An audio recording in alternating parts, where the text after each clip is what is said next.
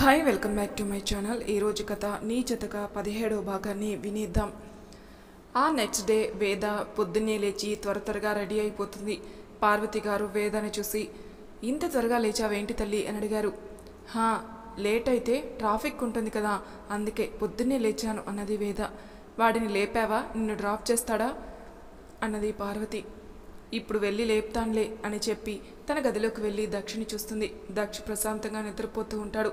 వేద దక్ష దగ్గరికి వెళ్ళి, చిన్నగా ఇవాళ ఇంటికి వెళ్తున్నా, ఒక 3 days మీరు ఫ్రీ బర్డ్ అయిపోతారు. ఈ 3 daysలో ఒక్కసారైనా నేను గుర్తుంటానా? నాకైతే మీరు చాలా గుర్తుకొస్తారు. ఐ మిస్ యూ అని చిన్నగా దక్ష నుదుటి మీద ముద్దు పెడుతుంది. దక్ష ఆ స్పర్శకు మెల్లగా కదులుతాడు. వేద మనసులో అమ్మో లెగుస్తున్నారు అని వెంటనే బయటకు పరిగెడుతుంది. వేద వెళ్ళిపోయాక దక్ష్ కళ్ళు తెరిచి నవ్వుకుంటాడు. లేచి బెడ్ మీద కూర్చొని ఉండగా వేద ఏమీ తెలియనట్లు లోపలికి వస్తుంది. లేచారా? ఇప్పుడే మిమ్మల్ని లేపాలని వచ్చాను. నేను రెడీగా ఉన్నాను, మీరు రెడీ అయితే వెళ్దాం అన్నది. 10 minutes అని లేచి రెడీ అవుతాడు.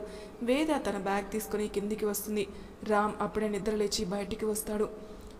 అమ్మో ఏంటి బ్యాగ్, ఎక్కడికి వెళ్తున్నావు అని అడుగుతాడు రామ్. నేను మా అమ్మమ్మ దగ్గరికి వెళ్తున్నాను అంటుంది వేద. నాకు చెప్పలేదేంటి, నేను కూడా వస్తాను కదా అన్నాడు రామ్. రామ్ తప్పు నాన్న, అమ్మ మళ్ళీ వచ్చేస్తుంది అంటారు పార్వతి. నో నేను కూడా వెళ్తాను అంటాడు రామ్. నో అని చెప్పాను కదా అని పార్వతి గారు రామ్ని సముదాయించాలని చూస్తారు. అత్తమ్మ మీరు ఆగండి అని తను రామ్ దగ్గరికి వచ్చి, అది కాదు నాన్న, నేను నువ్వు అత్తమ్మ మీ బాబాయ్ బాగుండాలని పూజలు చేయటానికి వెళ్తున్నాను. నాకు అక్కడ నీతో ఆడుకోవడానికి కుదరదు. మళ్ళీ నీ స్కూల్ పోతుంది కదా, ఒక 3 days అంతే, మళ్ళీ వచ్చేస్తానుగా ప్లీజ్ కన్నా అని బ్రతిమలాడుతూ ఉంటుంది. రామ్ కొంచెంసేపు ఆలోచించి, సరే వెంటనే వచ్చేయాలి అంటాడు. వేద తప్పకుండా అని అంటుంది.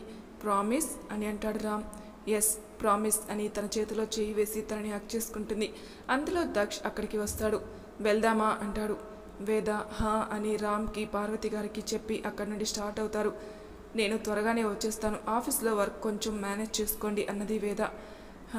నిన్న చెప్పాను కదా, ఏం కాదులే, నేను వేరే ప్రాజెక్ట్ చూసుకుంటాను అన్నాడు. ఈయనకు కొంచెం కూడా ఫీలింగ్స్ లేవు. పెళ్ళి అయ్యాక ఫస్ట్ టైం కదా ఇలా వెళ్తుంది, కొంచెం కూడా ఏమీ అనిపించడం లేదా? నేను మాత్రమే ఎందుకు ఇలా ఆలోచిస్తున్నాను? ఏంటి బాబా ఇది, మొగుడిని ఇవ్వమంటే పప్పు శుద్ధనిచ్చావు అని తనలోని తాను తిట్టుకుంటూ బయటకు చూస్తుంది. వేద అటువైపే చూడగానే దక్ష్ వేద వైపు చూస్తూ డ్రైవ్ చేస్తాడు. కొంచెంసేపటికి ఇద్దరు వేద బామ్మ ఇంటికి చేరుకుంటారు. వేద కారు దిగి బ్యాగ్ తీసుకుని ఓకే బాయ్ అండి అంటుంది. బాయ్ టేక్ కేర్ అని అంటాడు దక్ష్ కూడా. వేద ముందుకు వెళ్ళి మళ్ళీ వెనక్కి వచ్చి, హే ఆగండి, అడగడం మర్చిపోయాను, లోపలికి రండి అన్నది వేద. వద్దు నేను వెళ్తాను. వేద సాడ్గా ఫేస్ పెట్టి సరేలేండి అని అనుకుంటూ లోపలికి వెళ్ళిపోతుంది. దక్ష్ వేద ఎక్స్ప్రెషన్స్కి నవ్వుకుంటూ వెళ్ళిపోతాడు. వేద లోపలికి వెళ్ళగానే అమ్మమ్మ నేను వచ్చేసాను అని వెళ్ళి బామ్మని హక్ చేసుకుంటుంది. వచ్చేసావా బంగారం, ఎన్ని రోజులైంది నేను చూసి అన్నారు బామ్మ. నువ్వు అసలు పెళ్ళయ్యాక ఒక్కసారైనా వచ్చావా అన్నది వేద. తప్పు, అలా రాకూడదు, నువ్వు ఎన్నిసార్లు అయినా రావచ్చు, నేను ఇలా రాకూడదు అని అంటారు. పో బామ్మ, ఏదో ఒకటి చెప్తావు నువ్వు. సరే కానీ ఒక్కదానివే వచ్చావా అని అడిగారు. లేదు దక్ష దింపారు అన్నది. మరి లోపలికి రమ్మని చెప్పచ్చు కదా. పని ఉందంట, వెళ్ళిపోయారు. అయ్యో కొత్త అల్లుడు రాకుండానే వెళ్ళిపోయారా అని అనుకుంటుంది బామ్మ. సరే ఆ సంగతి వదిలేసి ఇంత సడన్గా పూజలేంటి అని అడిగింది. మన ఇంట్లో తప్పనిసరిగా పెళ్ళయ్యాక ఈ పూజలు చేయాల్సిందే. నేను చేశాను, మీ అమ్మ చేసింది, ఇప్పుడు నువ్వు కూడా చేస్తావు రేపు. చాలు చాలా దూరం వెళ్తున్నావు అన్నది వేద.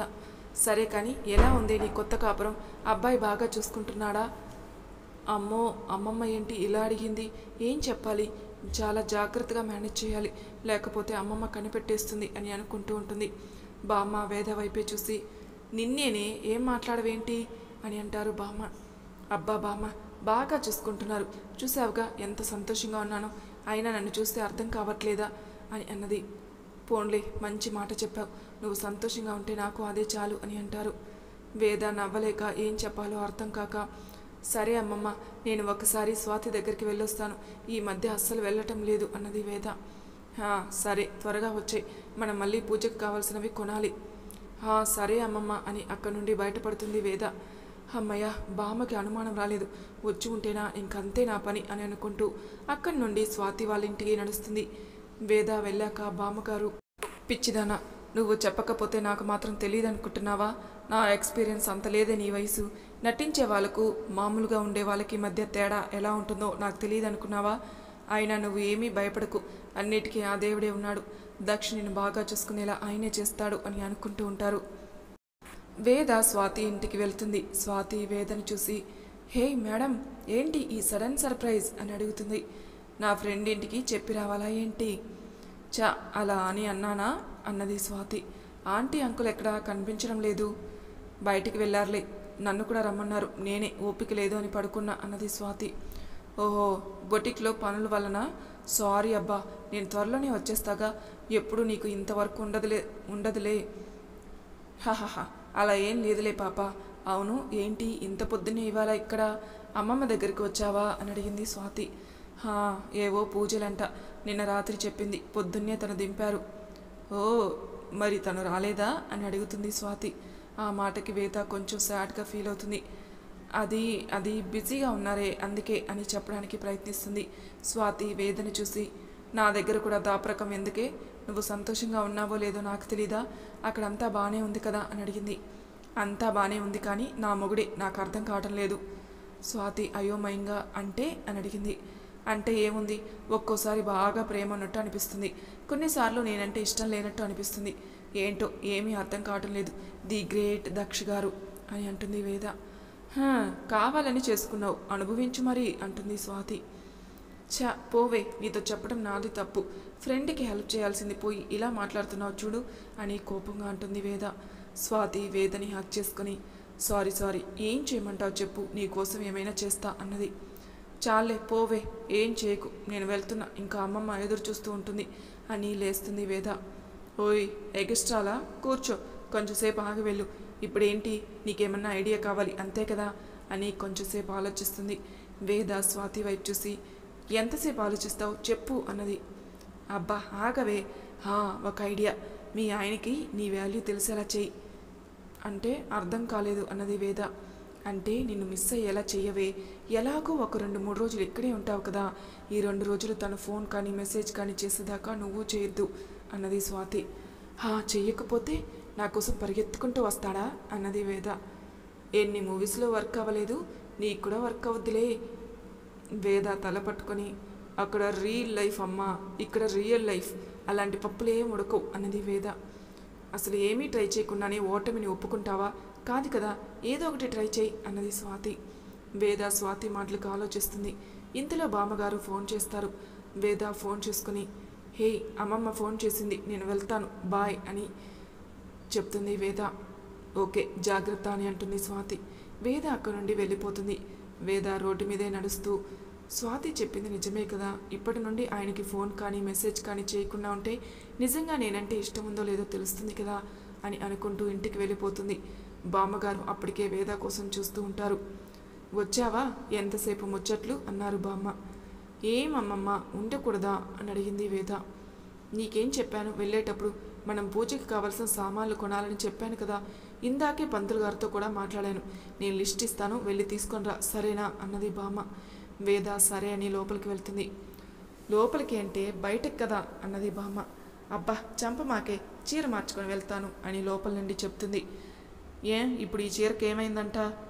వేద రెడీ అయ్యి బయటికి వచ్చి, అబ్బబ్బా నాకు చీరలో ఇబ్బందిగా ఉంటుంది, అయినా ఇన్ని ఐటమ్స్ ఇచ్చావు, తేవద్దా ఏంటి? సరే ఇదిగో లిస్టు, ఇదిగో సంచి, అన్నీ మంచివి తీసుకురా, బేరమాడు, మర్చిపోకు అని చెప్తూ ఉంటారు బామ్మ. వేద తన స్కూటీ తీసుకుని బామ్మ చెప్పిన లిస్టు మొత్తం తీసుకుంటుంది. తన స్కూటీ మొత్తం పూలు పళ్ళతో ఇతర పూజ సామాన్లతో నిండిపోతుంది. ఈ ట్రాఫిక్లో ఇంటికి చేరేటప్పటికి మిట్ట మధ్యాహ్నం అవుతుంది. వేద ఇంటికి వస్తూనే అన్నీ సోఫాలో పడేసి తను కూడా అక్కడే కూలబడిపోతుంది. అమ్మమ్మ వాటర్ అని అరుస్తుంది వేద. బామ్మగారు లోపల నుండి మంచినీళ్ళు తెచ్చావా లేక ఏమన్నా మర్చిపోయావా అని మంచినీళ్ళ గ్లాసు చేతికిస్తారు. తెచ్చానమ్మమ్మ, నేను బాగా అలసిపోయాను, ఇంక పడుకుంటా. అదేంటే భోజనం చేయవా అన్నారు బామ్మ.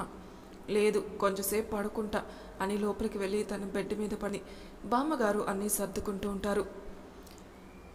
దక్ష విల్లా దక్ష్ కొంచెం సేపు వర్క్ చేసి బోర్ అనిపించి బయటికి వస్తాడు. వేద కాఫీ అని అరుస్తాడు. కొంచెంసేపటికి పార్వతి గారు పైకొచ్చి దక్ష్ రూమ్లోకి వస్తారు. దక్ష్ ఫోన్ చూసుకుంటూ ఉంటాడు. పార్వతి గారు కాఫీ దక్ష్ ముందు పెడతారు.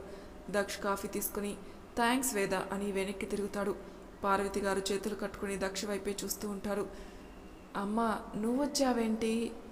పార్వతి గారు నవ్వుతూ వేద వాళ్ళ బామ్మ దగ్గరికి వెళ్ళింది కదరా అంటారు. ఓ మర్చిపోయానమ్మా.